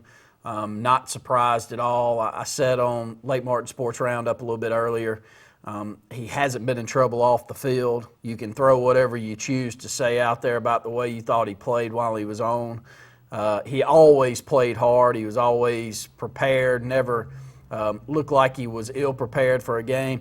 And I don't know how in the world you argue with the stats. If he is not a first ballot Hall of Famer, you're going to have to come up with a ridiculous amount of excuses for when you put others like a Michael Irvin, for instance, and some others that we can keep going down the list that maybe used supplements or did other things that you would not want to have happen these days. He's second in receiving yards, he's second in touchdowns, he's still got that single game reception record, an unbelievable career, and of course I'm biased as we sit here in Alexander City to see someone from Benjamin Russell High School make it into the Pro Football Hall of Fame, but what are some of your thoughts? I think he is first ballot Hall of Famer. He was one of the three in this class to make it on his first time or to make the finalists on his first time, but I think that he is going to struggle because he did have such a bad relationship with the media.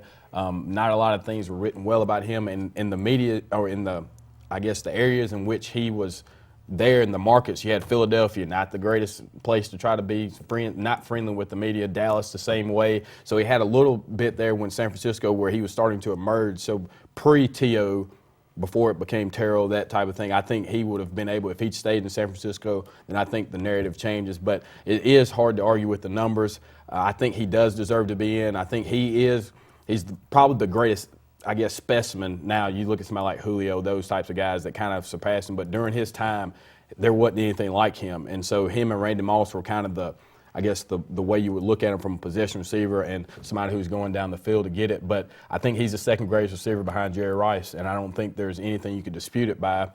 People were comparing, saying, can he get in? Did he have a better record or a career than Marvin Harrison, who's in this same Hall of Fame class that's hoping to get in, but he's been on the ballot before. So I think his numbers dictate that he should be, but I just don't know how the media is going to respond. You know, I'm totally agreeing with you. I talked about this on Saturday's program, and I'll talk about it here, but I've never seen anyone that I was around or saw. Now, he's 5 years older than I am, but as part of the basketball team in high school and seeing him come back, he would always train with us. I've never seen anyone work like that, still to this day. He worked himself into what he became. He was a good high school player. He was a great high school basketball player, but he was good at best at football. Took advantage of an opportunity that UTC Chattanooga came over to Benjamin Russell to watch another tremendous high school player in Derek Hall, who ended up with Terrell over at UTC and had a tremendous career there. But took advantage of them coming here to watch him in a playoff game, and Terrell had a big game, and his biggest game of his career. And he moved that over to go to UTC and turn himself into a Greek god. He would come to our practices, and I could not get over, what is that? That doesn't look normal. And you know, you grew up in a program that you worked. You didn't have an opportunity to not work when you grew up in our program, and you just didn't play if you didn't work. And they worked us. You didn't have to just work yourself, they worked us. But I never saw anybody work like that. And I don't know that that's talked about enough. I'm sure other great athletes have turned themselves into that, but this guy and what he put himself, it needs to be talked about more. Yeah, and I mean, just the phenomenal moment that he had against Green Bay and in San Francisco, him and Steve Young, I mean, that that's just something that's for the storybook ages. And then you look at somebody, you talk about his toughness, and he goes out against Philadelphia on a broken leg, essentially, and puts on a great performance there. So he's done everything that is required of you to be Hall of Famer, and he's going to get in. It's not saying he won't get in, but it's just whether or not he's a first ballot Hall of Famer. Only 3 in the history of the game have been first ballot Hall of Fame receivers, and the latest one being Jerry Rice. So if that's his measuring stick, then I definitely think that he deserves to be in. And I'll say this as we close out on this topic. I do think that it's time for this community to embrace him. It's time to whatever ill will's built up. I don't know why. Most people that come up to me, they'll say stuff, and I'm like, they don't know. When did you hear that? When did you hear him say he wasn't from here? Because I've seen 7 million interviews that he said he was, and he talked about his high school coaches. And he's been on TV how many umpteen times in the last decade here in this community, whether it be a family story or what. Give it a break. I mean, my gosh, what is it? And I'm not going to sit up here and be the pastor, but the old saying in the Bible that when you come back to your hometown, they crucify you worse than anywhere else.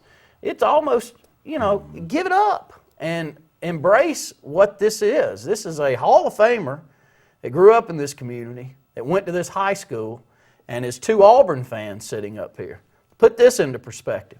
Auburn has 1 player in the Hall of Fame, and I think he played 1 season out of a war. I don't even know his name. And Auburn University doesn't have one, and yet we're about to have one from this high school. I just 100% think it's time to embrace and let any ill will out there. I mean, do you sense any of that or what?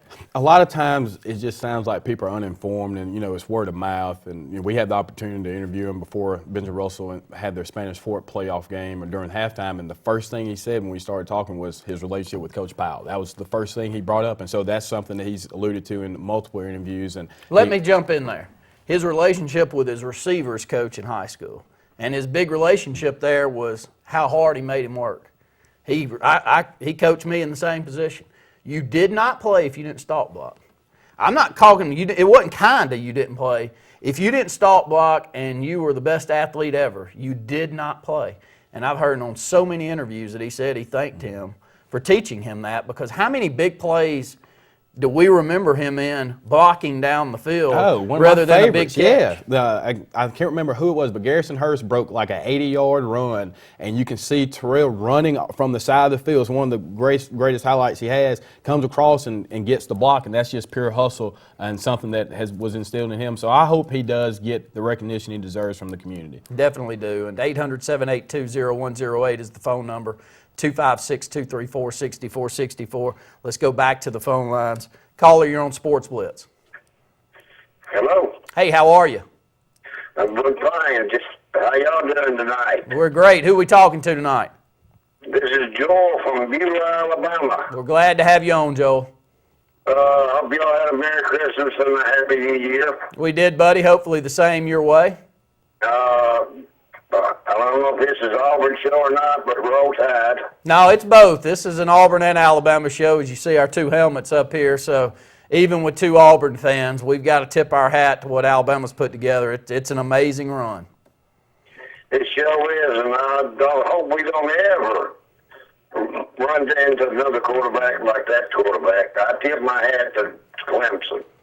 He was exceptional. I think that if anything, he was already on the map, but he cemented himself as the top quarterback that we had this year, and especially moving into next year in Deshaun Watson. Have y'all heard about the new classifications? When are they going in high school now?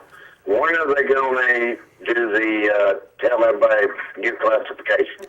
Give me during this break to pull up. There was a recent article AL.com did on that. It's coming soon. We'll be able to know. I don't think there's going to be any change at the top. There has been a lot of talk about making 7A a larger class. I'm going to be shocked if that happens. I don't have any inside knowledge on that end, but let me pull that article up, Joel, and I'll let you know, okay? All right, and one other quick question. Oh, yeah. Change subject. Do you think Lane Kiffin will be Alabama's offensive coordinator this coming up year? I'm going to say yes. Just right now, but it depends on what he chooses to do. You know, does he choose to make a move? Because I think he's going to have some options. But if it's not a head coaching option and what he's put together, and it seems like the working relationship that he and Nick Saban have, I mean, where in the world do you go? He's been, I will say, I think he's been linked to potentially a candidate for the Titans job. Yeah. But outside of that, I mean, honestly, I'm with you, Randy. I don't think that you take that job because there are going to be some other jobs that come open. And I think the success he's had right now kind of puts him right there with Dabo as the potential replacements for Nick Saban. Right. Well, we appreciate your phone call tonight. One other quick thing, I'll let you go. No They problem. announced a while ago on the NFL Network that St. Louis Rams can move to L.A. You got that, Scott? Yeah, I think it's a good move for St. Louis. I really hate that for St. Louis, the city, because they have been supportive, although that may have been reported differently in the reports for the NFL. But I think it's a good move. L.A. needs an NFL team. There's no reason why they shouldn't. They're one of the largest markets in the country, so why not have a football team there? And it looks like they could potentially have two in the area. Appreciate the call. Y'all have a good one. Thank you. Hey, we sure do appreciate it. And I've got some notes right here as our producer passing these along to us. January 20th is the meeting for reclassification, so January the 20th meeting or February 3rd on reclassification. So here in the next couple of weeks we'll know something, and that's always an interesting time of year. Look, we lived that here in Alexander City for sure, because we were right on the cusp of going what was the largest class in 6A or staying one of the larger schools in 5A. And the way it used to be set up, I like the current setup. I think that it's a very fair setup. Could it change somewhat? Fine, it could. But to me, when you did have 6A classification that had 2,200 in the top three taking on 650 in the top three, that's ridiculous. I don't think that was a very competitive setup. But right now, when your top is, 950 to 1,000 in 6A, all the way down to 575, it's reasonable. You can put together a competitive dynamic there, whereas I'm not sure that you could otherwise. Go back to the phone lines. Caller, you're on Sportz Blitz. Hey, how y'all doing tonight? We're good. Good to hear from you. Okay. Alabama fan. Really excited about the game last night. But I think that 14 playoffs, I think that's the best way. I think that if you went to an 18 playoffs, I think that the 15 games that each team had played, the 15 games, I think is kind of a maximum for a college athlete to go to. So if they went to an 18 playoff, that would be probably another game. I just think that's too many games. I think the 14 playoff is the best way to go. I'll hang up and let you comment on that. Hey, great phone call. We appreciate it out there tonight. I'm with him. Luke's talked me into enough's enough. I mean, let's don't water down the regular season because it is special. College football is special. You can't Ohio State it on one Saturday. Now, they looked fairly poor in other Saturdays, but, Scott, the only thing that kept them out, and they were talented enough to win it again this year, is one game against Michigan State where Ezekiel Elliott had 11 carries, and nobody understands why. But it kept them out, and I think that's what is part of the great thing with college football to me. Coming into this season, I was a proponent of 4. I think that's a good number. You don't want to ward it down, as you said, but looking at a team like Ohio State, looking at a team like Stanford, one loss in 12 weeks I don't think should punish you for the opportunity to win a national championship. Now, granted, after the loss to Ole Miss, Alabama only did go back to number 12, but everybody thought the season was over for them, and they just went on to win the national championship. So a loss in September or October shouldn't affect you in November and December when you're playing your best ball. I mean, injuries happen. You have a JUCO kid come in or a freshman guy starting, you don't know. So it's easier to look at Ohio State and use them as an example, or if Clemson had a loss because they're in the ACC. But no SEC fan would be touting that if Alabama lost one game or their prospective team lost, they should be knocked out. So I think it's other conferences really are saying that. But you're right, 15 games is a lot, but I don't want one loss to dictate somebody's season. I get it, and it does make it more special.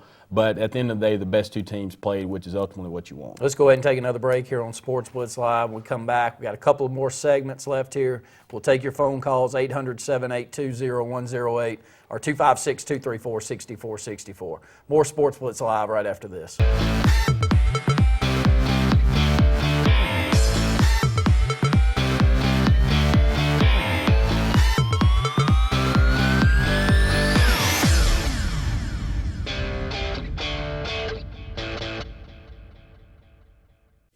Big trucks control our highways with little to no regard for the rest of us.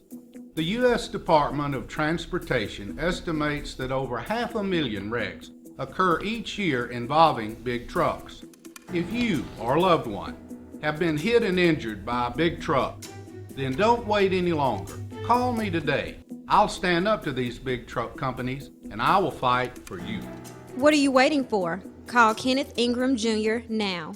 Russell Do It Center and Russell Building Supply is locally owned and operated with over 30 years experience providing a wide array of lumber, building materials, hardware, electrical and plumbing supplies, paint, tools, and garden products. Our employees' superior product knowledge and top-notch customer service allows us to help select the best products that will work for you.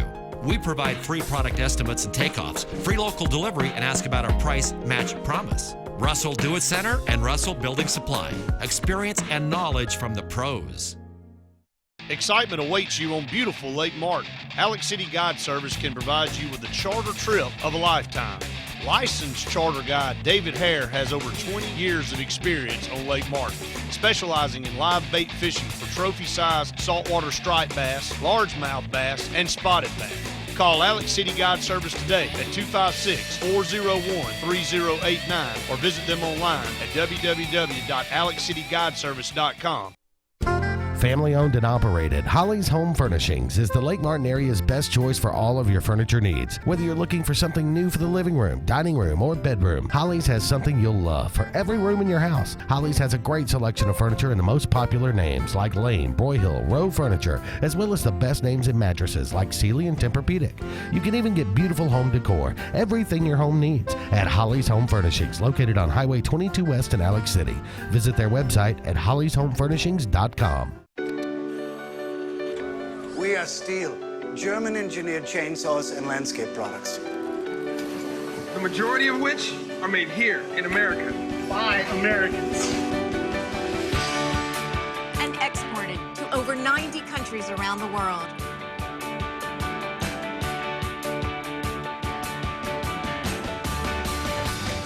Find out why steel is #1 in America at steelusa.com. Find your Steel outdoor products and more at the new Satterfield Outdoor Living on Highway 280 in Alex City.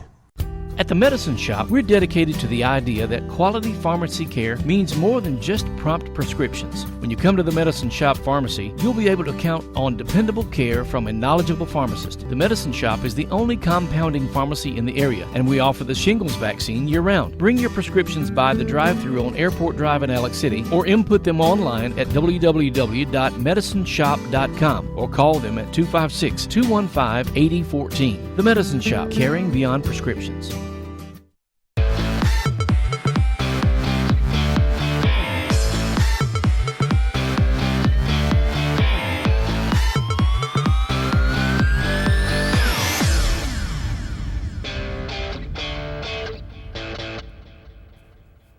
Brett, we got to let you on tonight as we got our good friend Brett Pritchard with us, and he wanted to first start, and before I get into a couple of questions that I have for you, Brett, but your thoughts on the 4-team playoff maybe moving to 6 or 8. Yeah, I heard, first of all, I think the show's been great, and I've enjoyed watching and listening to the phone calls, and the guests that have been on tonight has been really good, and I just, I wanted to call in and talk about that playoff because I think everybody's got a lot of opinions on it. And, I think inevitably college football will grow to an 8-team playoff. And I'm not a tremendous fan of it going to 8 teams. And Luke will tell you, and Randy, I think I've told you too, I think that what you can do to make it more interesting and maybe give that Stanford and Ohio State teams that are out there every year a chance to get in there and not punish them for having a loss somewhere along the lines, or maybe even an Ole Miss that might could get in there who was really playing good at the end of the year.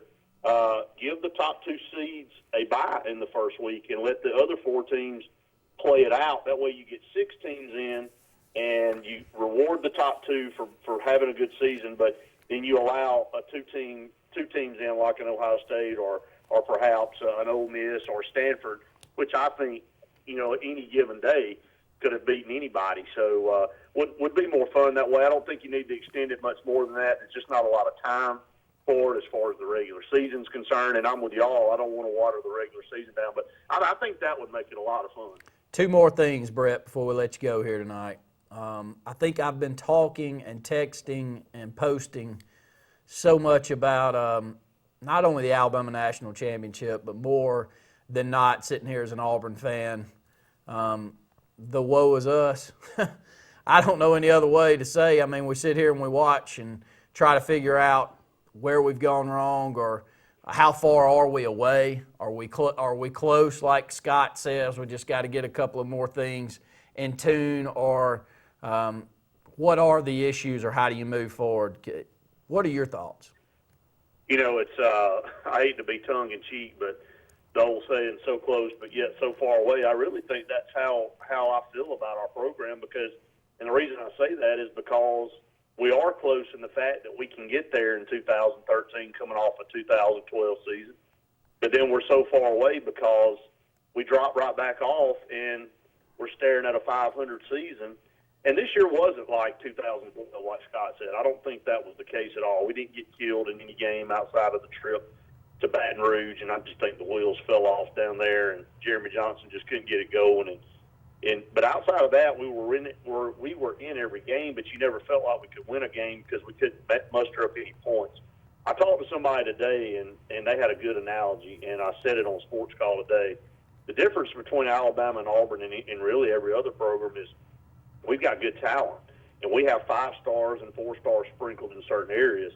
But Alabama has 2 and 3 deep, 5-star and 4-star at every position. And their players kind of police themselves. And they know that there's a guy behind them as good, if not better, on any given day.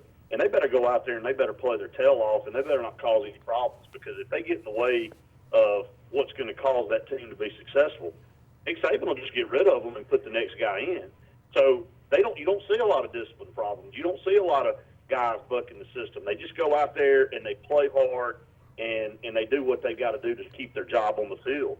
A 5-star at Auburn or a 5-star at Ole Miss or a 5-star at Mississippi State or Georgia or whatever, that they look at it as like, they need me more than I need them. And, if I want to take the day off, I'll just take the day off. And there's really nothing you can do about it because you don't have the depth.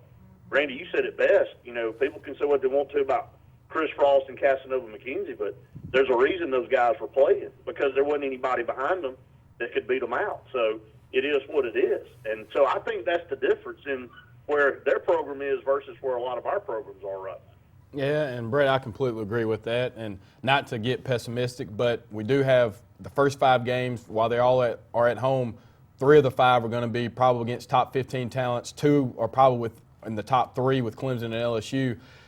If we do struggle and they come out and you're 2 and 3 and we have to move on from Gus and we find that out, would you want to stay along the lines of somebody like a Tom Herman? Would you want to go against the system based off of the success you've seen in other schools? First of all, I want to hope that Gus Malzahn can get some things turned around and we can get some identity and start playing like I think we're capable of playing. Because I just don't want to go through a coaching change again. I don't think Auburn fans want to do that. I think, Randy, you said it a bunch. We're behind Gus Malzahn. We're pulling for him. We don't want him to leave, but we're not going to pull for a loser either. And we're not going to tolerate a loser, and this program shouldn't tolerate a loser. And if he can't get it done, we got to go find somebody that can.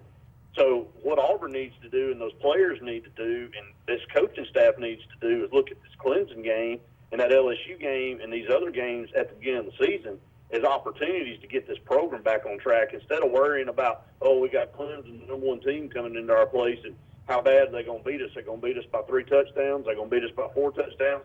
Look at it as an opportunity to where you can immediately get this program right back in the limelight. If you don't win the game but play it really competitive, you'll start getting some people to get back on track, and that can give this team momentum. And we've all seen Alabama and Auburn the last 3 years lose a game early in the season, and then they can battle all the way through the season and come back, win the SEC championship, and go on to play for a national championship. The season's not lost if you lose early. The season can be lost with this system if you lose late, but I'm telling you, you got to look at it that way. But you're right. If we do start tanking and it doesn't work out, I think you go out there and you find whoever the best guy is. If it's Tom Herman, who's got Houston preseason ranked in the early rankings at number 10, if you think that's a guy that will come to Auburn and stay and will build a program and be the guy, then go get it. Brett, we'll take this day and we'll start back competing again. But I think that it's a prime time, and I'll ask you the same question that I asked Luke when we had him on earlier. You and I were having lunch about 8 years ago today, and I said when Nick Saban was hired that it's going to force our hand at Auburn to either get on board and compete or we're going to lose. And I think you looked at me and said, well, we'll just have to see. And I didn't have this in my wildest dreams, and I know you didn't have it in your wildest dreams. It's been an amazing run. You really have to tip your hat at what he's pulled off in the last 8 years. Yeah, I remember that lunch like it was yesterday. I can remember where we were sitting and the exact conversation, and you hit it on the head. I mean, he has made Auburn better. I mean, he has made Auburn better because we have been to 2 national championships. We've won 2 conference championships. The problem is, for whatever reason, Auburn hasn't been able to sustain that level of excellence and stay at the top. We get there, but we can't stay there. And I think there's a lot of factors that build in there. We haven't built a lot of depth. We've lost a lot of players here and there. We don't have the underclassmen that come in. We fix things. We Band-Aid things with junior college players. Now, it works out for us, but when those JUCO guys go, they leave voids. And so that's why you see that ebb and flow and you see the rise and fall of the program. So you can't build your program on sandstone, but if you're going to get back quickly, you got to go out and get to the JUCO guys. But he has, whether Auburn fans like to say it or not, forced us into another level to compete, and he helped us. I just wish we could stay there, and maybe Gus Malzahn and this coaching staff can get things turned back around to where we can start having some consistently good seasons, 9, 10, 11 wins year in and year out. Got about a minute left here, Brett. One last question. We talked about Terrell Owens a little bit earlier on our 6 to 7 program. You and I both would agree that it's time to embrace something that's special in a small town community like Alexander City. I mean, how many other communities can herald a Hall of Fame guy in any sport, whether it be football, basketball, baseball, whatever the sport it might be? I mean, why would you not? I mean, yes, nobody's perfect. Human beings are not perfect. They're going to make mistakes. They're going to say things sometimes that might be hurtful. People are going to do things sometimes that you might not agree with. But when the dust settles, and at the end of the day, when a guy's done what he's done and has had the kind of career he's had and really hasn't ever been in trouble off the field and is such a dynamic guy that's in the top of his category in almost every category in the wide receivers in the NFL, why would you not embrace that? Why would you not be so proud to stick your chest out and say, that guy's from our hometown, he's a part of Alexander City? I think it's time for Alex City and Terrell Owens both to embrace one another and really do something big and acknowledge what he's done. Brett, thanks for being on tonight, buddy. We appreciate it. Thanks, guys. It's been a lot of fun. Had a lot of good topics out there. I want to thank all of you for the phone calls, as I apologize for not hitting that. Scott, glad to have you up here. Justin Mosley, we're just getting kicked off with our 10th year. We started 10 years counting the football season, but we're full-time right now, so you can tune in on Tuesday night right here from 7 to 9. So for Justin Mosley in the production room, Scott Hardy, I'm Randy Lee saying thanks for tuning in to Sports Blitz.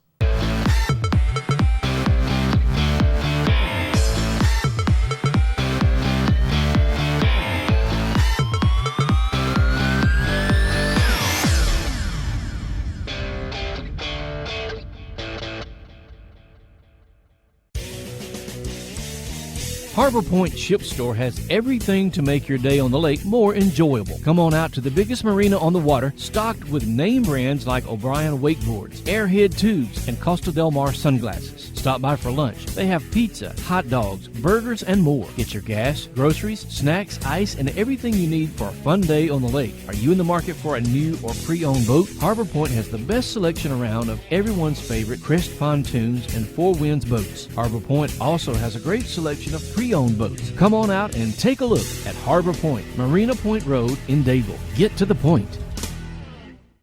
Over the years, S&S Tire has grown into the Lake Martin area's largest volume tire dealer. S&S Tire offers the industry's best brand names: Michelin, Goodyear, BF Goodrich, Uniroyal, Firestone, and much, much more. The tire pros at S&S offer professional installation and the region's best price. In addition to your tire needs, S&S offers full automotive mechanical work for all your vehicle maintenance and repair needs with the area's most experienced staff. Visit either of our 2 locations on Cherokee Road in Ellick City or at South Street in Dadeville. At S&S Tire, we're installing peace of mind for every customer we serve. Every job, every day. Welcome to Baumhauer's, food fans. It's game on, starting with a cup of homemade gumbo and cold beer on tap from our lively bar, coupled with a mouth-watering top choice steak. Oh man, always fresh, always popular, hot Bama Brown and Alabama wild shrimp hot off the grill. That'll be tough to beat. If you haven't been to Baumhauer's lately, you're really missing out on all the action. Baumhauer's, legendary food, legendary fun. Big trucks control our highways with little to no regard for the rest of us. The U.S. Department of Transportation estimates that over 500,000 wrecks occur each year involving big trucks. If you or a loved one have been hit and injured by a big truck, then don't wait any longer. Call me today.